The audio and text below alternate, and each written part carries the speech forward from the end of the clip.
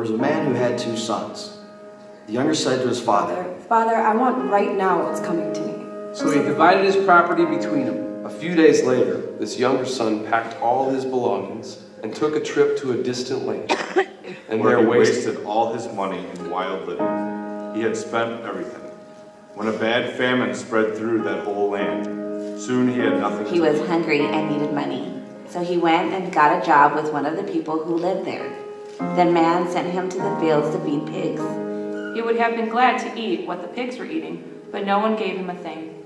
Finally, When he he came to his his senses. senses, he said, "How many of my father's hired servants have food to spare? And here I am starving to death. I'm going back to my father. I'll say to him, Father, I've sinned against God. I've sinned before you. I am no longer worthy to be called your son. but let me be like one of your hired workers. So he left and he went to his father. While the son was still a long way off, While his he father was saw still him. a long way He off, felt sorry for him. his father saw him and was filled with compassion for him. He ran to his son, So he ran to threw him his and arms hugged him around and him and kissed him. The son said, Father, I have sinned against God and have done wrong to you. I am no I longer don't worthy deserve to be called your son. ever But again. the father said to his But the servant, father wasn't listening. He was calling to the servants, Quick, bring a clean set of clothes and dress him. Put the family ring on his finger and sandals on his feet. Get the best calf and prepare it, Bring the so we fat can calf eat and kill celebrate. it. Let's have a feast and celebrate. This son of mine was dead, but The has son now of come mine back is to life. dead and has returned to life. He was lost and is found. He was lost So the party and is began. found. Not for lost So and they now began found. to celebrate. And they began to have a wonderful time. All right, good morning. How's everybody doing? Good. There have been probably hundreds, actually probably thousands of people who have found their way back to God right here at Community. And some of them found their way back to God right here in Naperville over the last 25 years. Some of them at some of our brand new locations, 13 of them, or some of them even in the hundreds of churches we've been able to help start or influence around the world. Some people have found their way back to God, and it's kind of this instant and kind of dramatic, awesome story. And you sometimes hear those stories up on the screen. And for others of us finding our way back to God, it's been this long, hard, rigorous, month after month, year after year journey of finding our way back to God. Hundreds of thousands of people have found their way back to God. And some of you are in this room right now and are here. And some people, maybe you're here and you're actually taking your very first steps. Today's your very first step in your journey on your way back to God. One of the things that's happened over the years, as I've had a chance to talk and observe with many folks on this journey, finding their way back to God, is it's like I got to kind of grab a hold of their hand and over again got to see them find their way back to God. Walk with them. Does that make sense? I got to actually they would take me by the hand, and together we'd get to see this journey from where they were to finding their way back to God and the difference that it's made in their life. And as you go over this path over and over again, and you continue to go in that direction, what eventually emerges is really kind of a trail or a path. But one of the things that we began to notice is that we could kind of generally say, you know what, if you want to find your way back to God, here's the direction, that way. And so we would move in that way. And we would move together. But we didn't actually have language. We didn't actually have any kind of signposts or even kind of markers to kind of help people know the direction back to God. So one of the things that my brother John and I did when we decided to actually go ahead and write this book called Finding Your Way Back to God, we pulled together about 25 people, a diverse group of people, and we listened to their stories. We videotaped their stories. We kind of dissected their stories. We wanted to tune in real close to their stories and hear their stories. And what emerged from them was something that we'd also seen in hundreds and thousands of people before them, were these 5 different awakenings. 5 awakenings almost everybody goes through, whether it's for the first time or yet again. And here are some of those stories. My father was an alcoholic, so I grew up in that type of a home.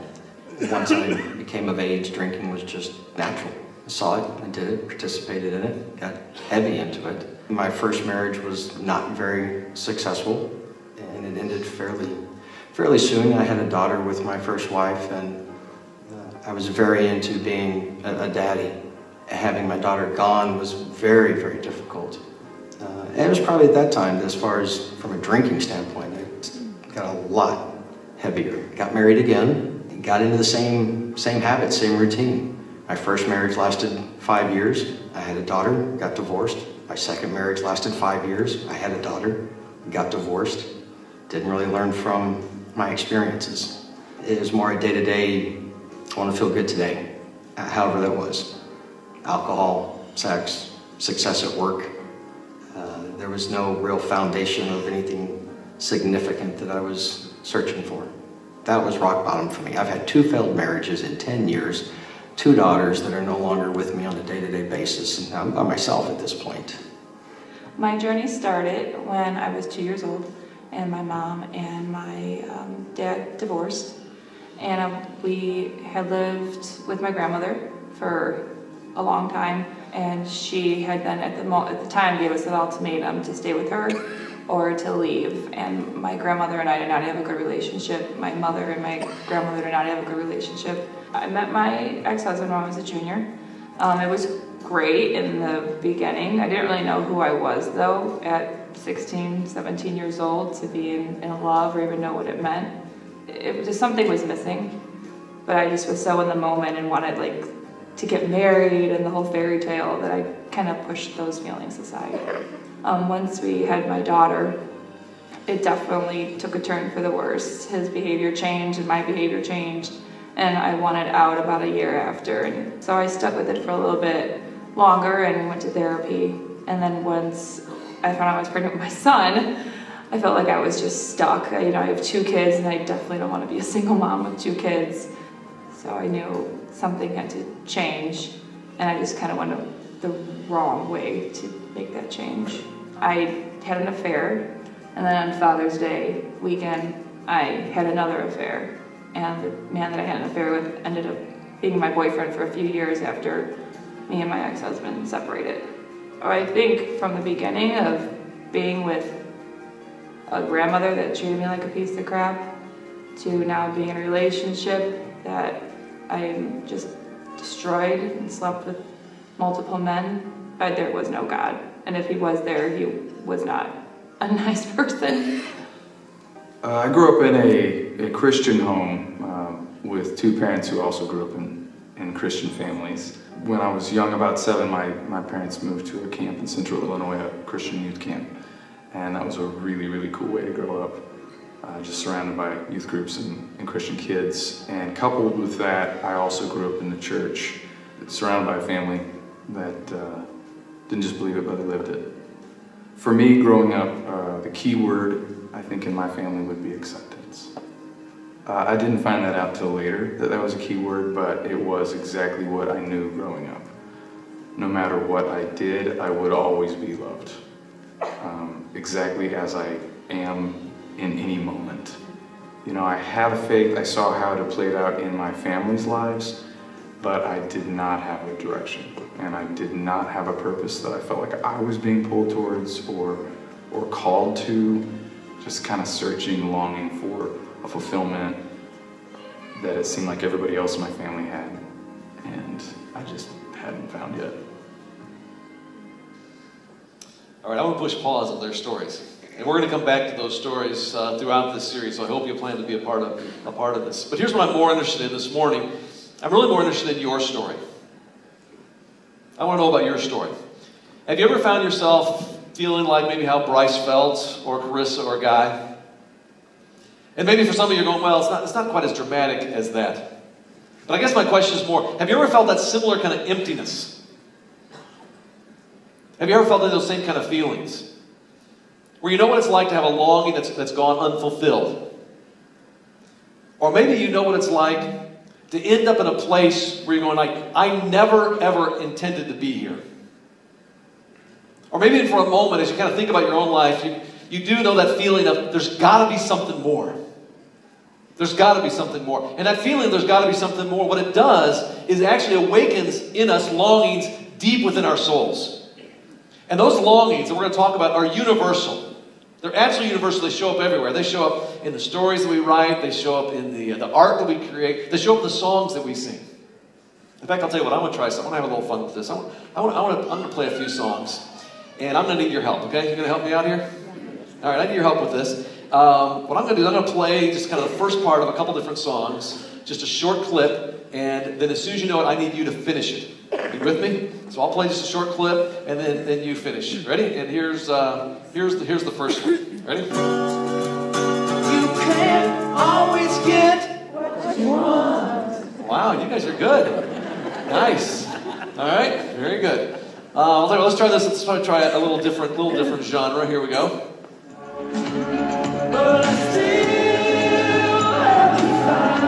Here we go. What I'm looking for. Wow, this could be like a choir. All right, we're gonna get a little bit of the Wayback Machine and get another little different genre. Here we go. One more time. Let's try this. Here we go.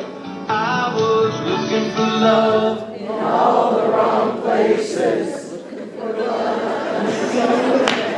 Some of you can do the whole thing, right? The whole thing. We just start to cancel church and do karaoke.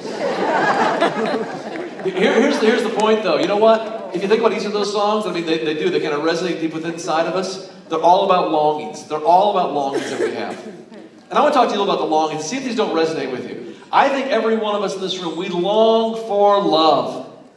Oh, my goodness. There's a guy named Glenn Wolfe. Glenn Wolfe holds the record for the most number of marriages in the United States. Anybody guess how many times Glenn Wolfe's been married? Anybody? 25? You gotta have to keep going higher. 29 times. Seriously, 29 times he's been married. His longest marriage lasts 7 years. His shortest marriage lasts 19 days. This is the part that cracks me up the most. Guess what his occupation was? Marriage counselor. That's a good guess. Marriage counselor. Very close. He was a Baptist pastor. Oh, I don't know if that was a delight or sadness there. I don't know. But here's the thing here's the question I want to ask about Glenn Wolfe, okay? Why didn't he stop after the 4th marriage? I mean, why didn't he stop maybe after the 24th? Why did he keep trying? And why do we always keep trying? Well, let's face it, relationships are so hard.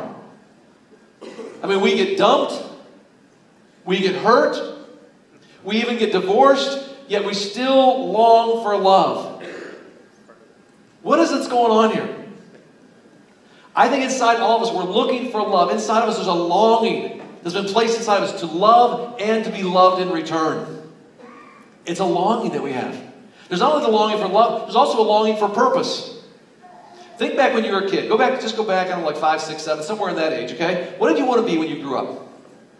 I'll tell you what, just turn to somebody real quick. Turn to somebody real quick and just tell them what you wanted to be when you grew up, when you were like 5, 6, 7. What do you want to be? Just share with the person next to you. Go ahead and do that right now. All right? What do you want to be when you grew up when you were 6 or 7? Somewhere in there.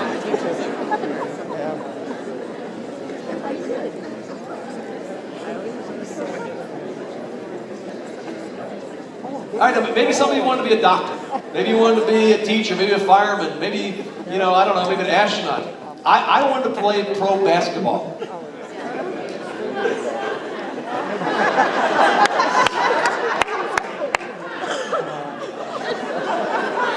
All right, enough of the laughter. I still want to. You're crushing my dreams here, all right? But here's my question. Why in the world at age 5 or 6 were we dreaming about a job? You didn't need a job at that age. You didn't have any bills to pay. I mean, you were still learning the alphabet. You could barely spell your name. Why in the world would you think that you wanted to have a job when you grew up? Why was that important? I think because deep inside everyone's, again, there's a longing. There's a longing for purpose. There's a longing for making a difference. There's a longing for somehow I have this ambition. I'm going to change the world in some way. It's a longing that we have. We long for love. We long for purpose. We also long for meaning. We want answers to the big questions, the big why questions. I have to believe that every one of us in this room, we've probably had enough pain in our lives at some point we've said, okay, why? And over the last several months, I know what this is like to go, God, if you're really good, why did you let that happen? God, why is there pain? God, what's the point of life? Why am I here? And if pain and suffering cause you to ask that question to God, I want you to think about this. I think there has to be a reason Why suffering feels not just painful, but wrong and unfair. And I think the reason it feels that way is because God placed that inside you. God gave you those feelings, and guess what? God feels exactly the same way. He too feels like you, that these wrongs ought to be righted. It's not right. That this is unjust, it's unfair. And he feels like that as well. It's a longing placed inside you by God. And I want you to think about these longings, the longing for love, the longing for purpose, the longing for the answers to the big why questions. Why questions. We all experience that. And I would suggest to you this. I think we're hardwired from the very beginning with these longings. So I think this is sometimes where the church and maybe religion gets it wrong. The problem isn't that we have these longings. The problem is that we seek to fulfill them all on our own. The problem is with these longings, we try to satisfy these longings and answer these questions without God. All on our own. And here's the good news. Here's the good news today. The good news today is this. Awakening, you actually awakening to these longings and to the truth about where they can be satisfied. What that actually does, if you allow it, that actually marks the beginning of your journey back to God. Jesus tells a story. It's considered probably the greatest short story in all of literature. And it's in Luke chapter 15. If you have a Bible, that's great. You can look at Luke chapter 15. If you have your phone, if you haven't downloaded the app, the Bible app, do that. You can look on your phone, or you can also look on the screen here. It's in Luke chapter 15. And I'm going to just kind of narrate the story to you. You actually heard it read earlier. It's the story of the lost son. And he has a longing. We sometimes miss this. He has this longing. There's got to be more. And I can almost hear him singing, You can't always get right. Or looking for love in. You guys did better before. Maybe it's because I'm singing them. I don't know. Here's the thing. I can hear him singing those things, kind of in his soul anyway. And in the context of first century Middle Eastern culture, a son asking for his inheritance like he did, it was one of the worst possible insults a father could actually receive. Now, a son in Jesus' day was not only expected to wait until his father passed away to receive his inheritance, but he was also expected to actually care for his father, to take care of him every day. And so what this son does, in asking for his inheritance early, it's like he's going to his dad, and he says, Look, Dad, I don't care if you live or die anymore. I just know there's got to be something more, and I want it right now. It was hugely insulting. Very offensive. But just a second. Before we kind of cast this son aside as only, ungrateful and selfish, is it possible that in that moment, what he did is he just actually, in his overzealous youthfulness, just said out loud what a lot of us feel? I mean, don't we sometimes feel like life isn't bringing us what I hope for? You ever feel that way?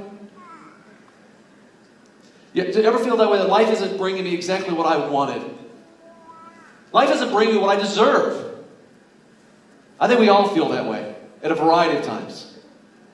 And what I'm about to say next may surprise you. Thinking and actually feeling that you want something more is how you should feel. Now I want to back off just a little bit, because here's the deal. Not everything you desire out there is good for you. Absolutely not. But this basic longing, this intrinsic hardwired longing, this longing for a love that will truly last, for a purpose for living, to make sense out of life when it doesn't make sense, all those longings, they actually come from God. But the son in Jesus' story, like so many of us, he was convinced that what he had to do is he actually had to leave home. Leave the father to find answers to fulfill his longings. And so actually, as Jesus tells the story, he says he set off to a distant country. Now the story doesn't give us a lot of details about what happened. It just simply says this, and it kind of leaves us to imagine. It says the younger son squandered his wealth in wild living. I think maybe Jesus intentionally kind of left it to our imagination. Wild living. I mean, what do you imagine? I imagine that, if it was today, maybe he takes off in a distant country, goes off to, Vegas or off to Amsterdam or some exotic place. And I imagine that journey, if I'm imagining it in my mind, I imagine it included, binge drinking with wild parties and probably women who satisfied every desire that he had. left to our imagination. And it doesn't take long for the son to completely blow his inheritance. His adventure begins to turn sour. Famine strikes the land, and he finds himself with no money, no food, and no friends. And Jesus continues the story, and he says this. He says, so he went and he hired himself out to a citizen of that country. The son did. And this guy sent him out to his fields to feed his pigs. And the son, he longed to fill his own stomach with the pods the pigs were eating, but no one gave him anything. And so his longing for love, it was not satisfied in other women. His longing for purpose, it wasn't satisfied in all the trappings of easy and quick fix success. And when his journey actually left him all kinds of why questions, like, why didn't this turn out like I thought it should, or thought it would? Why am I so lonely, broken, empty? How did I end up in a place like this? Does that sound at all familiar or feel familiar? And here's the deal. Some of our stories are less dramatic. Some of them are maybe more dramatic. Some of them are less painful. Some maybe more painful. But the reason Jesus told this story, no matter what your story is, he told this story so all of us could find our way home. Back to God. And this brings us today to life's most important question. Here it is. It's the question that you don't just have to answer once. You will answer it once big time, but you're going to have to answer it over and over again, almost every day and certainly every week. And it's this question: where will you go to satisfy these God-given longings? Let that sink in. Where are you going to go to satisfy these God-given longings that you have? Will you let them draw you closer to God, or do you still need a while and you're going to do them away from God? Now today we're starting a brand new series called Find Your Way Back to God. And this series, it's for some folks, and this is going to be your initial step of finding your way back to God. For a whole bunch of others of us, it's a part of the ongoing journey. And the truth is, we do find our way back to God kind of at once. There's one kind of first time. Actually, theologians, what they call that? They call that initial sanctification. Yes, there's the first time we find our way back to God. But my experience has been, and it became even clearer in writing this book, that it's also this ongoing process. I have to find my way back to God every day, almost every week. You know what theologians call that? They don't call it initial sanctification, they call it progressive sanctification. This ongoing process of continually drawing closer and closer to God. And for the next 5 weeks, what we're going to do, and I hope you'll be a part of this every week, is we're going to actually work through these 5 awakenings. And today, the first awakening is this. It's just simply the awakening to longing. And it's all about recognizing that we all have longings inside of us that God put there. You didn't come up with these on your own. God put them there. A longing for love, a longing for purpose, and a longing for meaning. And here's the lesson we have to learn in life. That it's not going to be satisfied running from God, but only gets satisfied when we run toward God. For me, I think this might be the most important series that we've ever done in this church. In many ways, community, this is our story. Our story is the story of helping people find their way back to God. And that's why we're really excited about the book that's going to be out there, because the book, really what it is, it's kind of like our story, but now we got a chance to put it in print and share it with a whole bunch of the rest of the world. Does that make sense?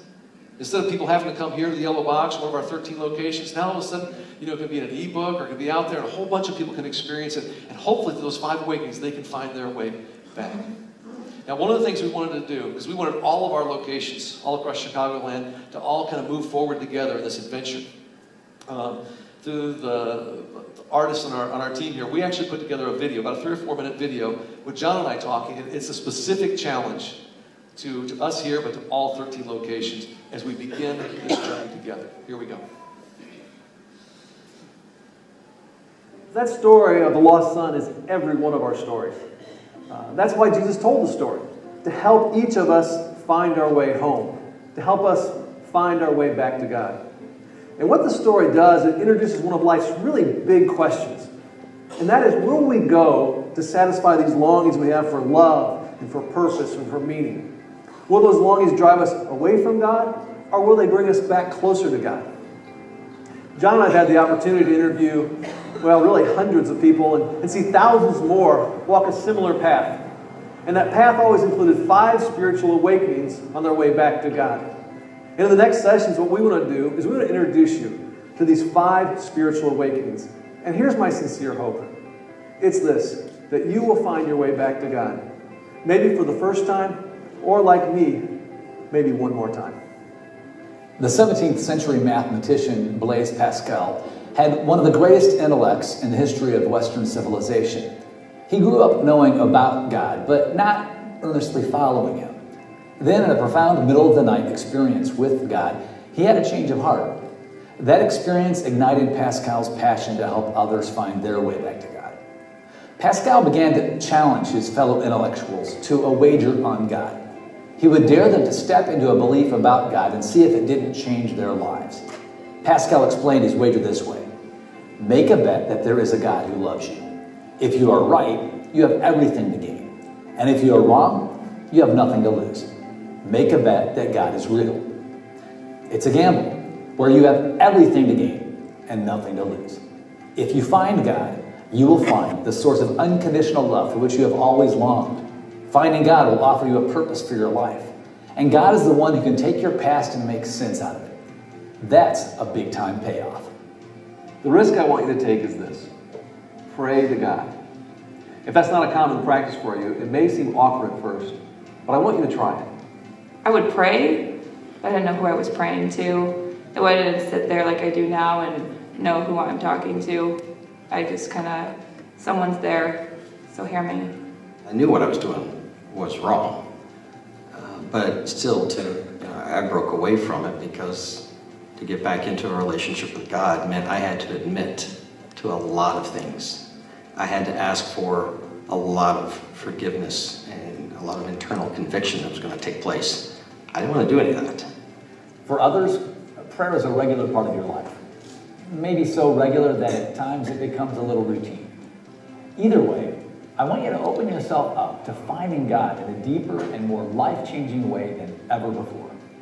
As I was laying there, I just kept remembering this prayer from a book about a Celtic monk that I loved growing up. My dad introduced me to the author.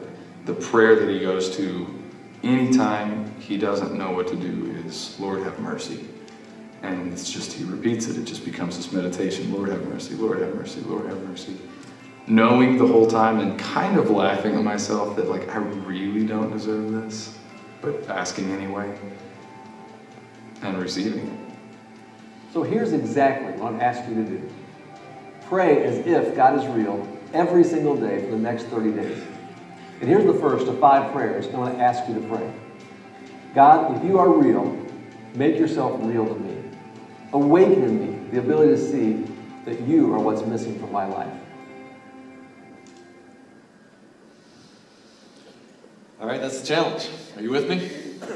Give me a little nod. Yeah, I did. All right? The challenge is this, and it's come straight from Pascal, is to pray this prayer. God, if you're real, make yourself real to me. And I love what Pascal used to challenge other intellectuals. He'd say, you have everything to gain, and you have nothing to lose. All right? If you do decide to pick up the book, in the back of the book there's actually a guide that'll have some questions for you, and then also you can also challenge you to journal a few things, then also give you this prayer and some other prayers that go along with it. God, if you're real, make yourself real to me. And here's the challenge. I want to challenge every one of us to do this 30-day wager. I don't care where you are in your spiritual journey. Today may be the very first step on your way back to God, or maybe it's your next step yet again. But to pray that prayer, say, God, if you're real, make yourself real to me. And I'll tell you what, if you want, you can also go to our website. I've already signed up for this. I'm going to do this journey. I'm really excited about this because I'm no different than you. I have these same longings. And you know what? If I'm not careful, they distract me, and I start heading this way instead of back to God. You're not any different than me, and I'm not any different than you. I need this stuff. And I want you to join me then. You go to our website, and I signed up this morning, and you can actually sign up, and we'll send you an email every day, just kind of as a prompt for the next 30 days. And we're just going to pray, God, if you're real, make yourself real to me. And let's see how God shows up in our life. Because I believe, even as badly as I'd love to see you have a find your way back to God and have a relationship with Him, I think God wants it even more. And I think if you will dare to pray that prayer, He will show up. So let me ask you again. Here's the question for today. Where are you going to go? Where are you going to go to fill these longings that all of us have? Those longings, they came from God. And either you allow them to draw you toward God, where they get satisfied, or you put them off again and you head off on your own. But just imagine that if God was to fulfill your longing, the longing you bring today for love, for purpose, for meaning. Imagine what it would be like to not have to kind of run after love anymore. Imagine what it would be like to not have to feel like you have to kind of just keep searching for purpose or keep looking for meaning. Imagine what it might be like to actually have those longings fulfilled. That's my prayer for every one of you, me and you. We're going to have a time of communion. And here's what communion is. You know what communion is? It's a chance for you to pick a direction. All of us, we're all on a journey. Every one of us is on a journey. And we either get to say, you know, I'm going to take the next step back to God. I'm going to pursue Him with these longings that I have. Or you know what? Nah, I need to go on my own and try it some more. That's how much God loves us. He lets you pick every day.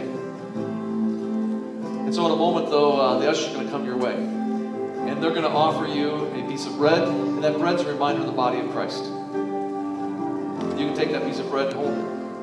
They're also going to offer you a cup. You can take that cup. That cup's a reminder of the blood of Christ. And so it's like every week when you're here, it's like God comes to you and said, hey, come on, let me satisfy those longings. Aren't you tired of doing this on your own? Aren't you done doing this on your own? But you know what? He won't force it on you. He lets you pick. And so if you join us in communion, I'd love to have every one of you participate in this. What it really is you saying, you know what? No, I don't want to do it on my own. I'm taking that step back to God. So as the ushers come, you can hold on to both of those things, the emblems. The band's going to play, and then I'll come back up here in a moment, and we'll take it all together. Ushers, let's come forward.